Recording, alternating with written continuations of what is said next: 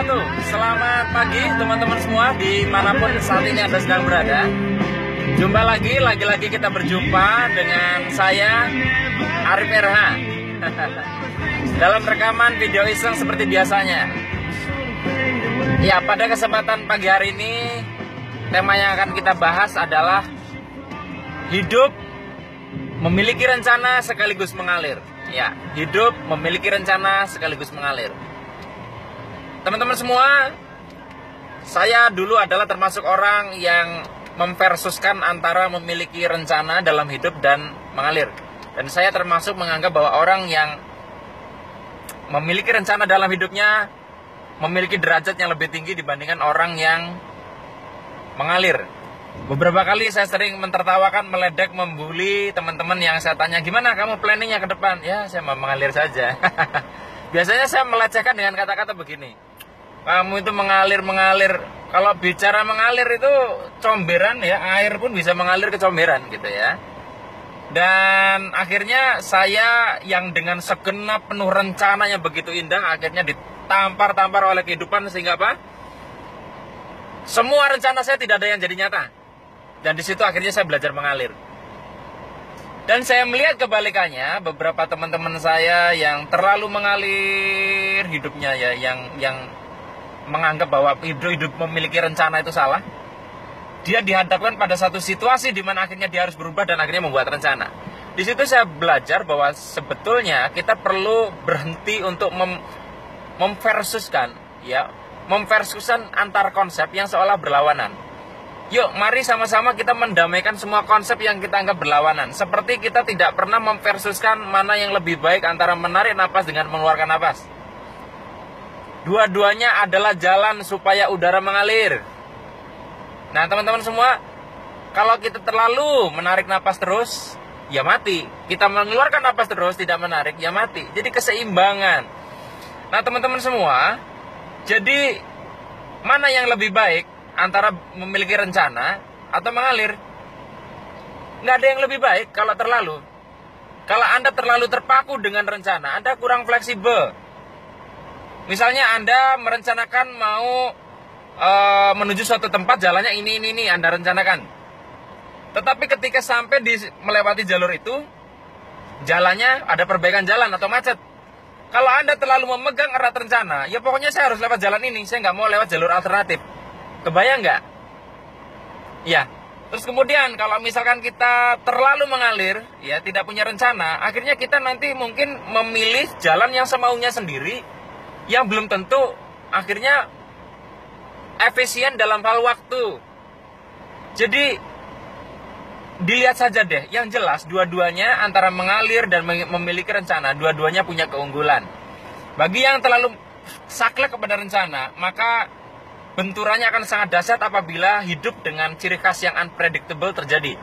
Bagi Anda yang terlalu mengalir, ya, waspadalah dengan sesuatu yang mungkin kita perlu persiapan, ya. Kita misalnya mau menikah, ya kan, mau menikah tanggal sekian kan perlu direncanakan. Nanti undangan jam seberapa, ya. Kita perlu membuat sebuah jadwal. Nah, itu butuh rencana. Jadi, tapi ketika menjalankan rencana itu, kita butuh mengalir. Jadi, mengalirlah dalam rencana Anda, buatlah rencana dalam hidup Anda yang mengalir.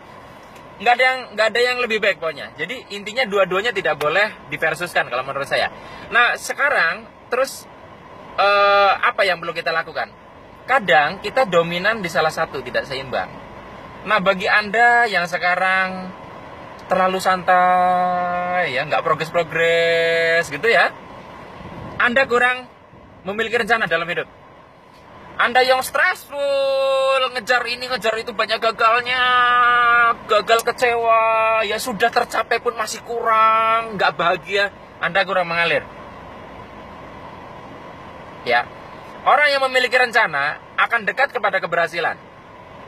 Orang yang mengalir dalam hidupnya akan dekat kepada kebahagiaan.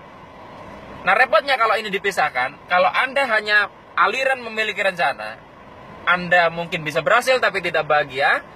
Dan kalau Anda mengalir saja, mungkin Anda bahagia, tapi ya jangan berharap lebih tentang pencapaian keberhasilan.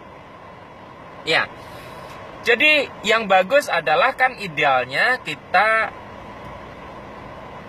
sukses dan bahagia sekaligus, termasuk sebelum kita berada kepada satu titik di mana kita mengatakan diri kita sukses, dalam proses menjalaninya kita sudah bahagia. Nah, itu butuh mengalir.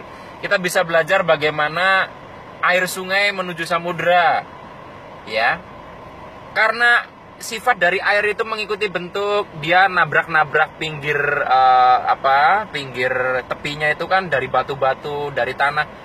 Dia tidak mengalami sebuah lecet patah ya. Coba kalau Anda dengan fisik seperti ini, kemudian Anda ngelundung tahu nggak sih?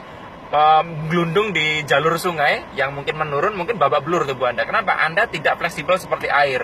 Nah, dengan kita menjadi seperti air, apabila terjadi tumbukan-tumbukan di jalan dalam rangka menuju tujuan kita, misalkan samudera, kita tidak banyak mengalami luka.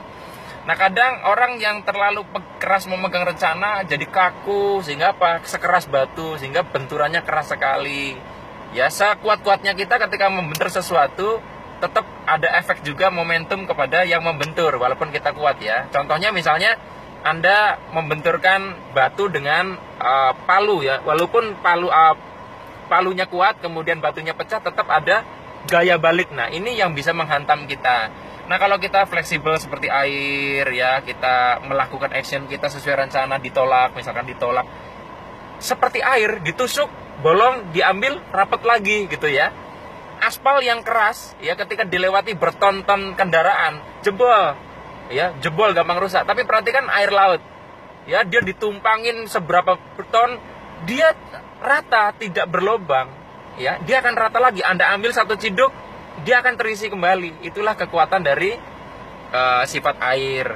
Nah, teman-teman semua, jadi bagi Anda yang saat ini masih terus memversus-versuskan antara mengalir dengan memiliki rencana, yuk sudahilah pertempuran itu dan mulai lebih melihat fakta.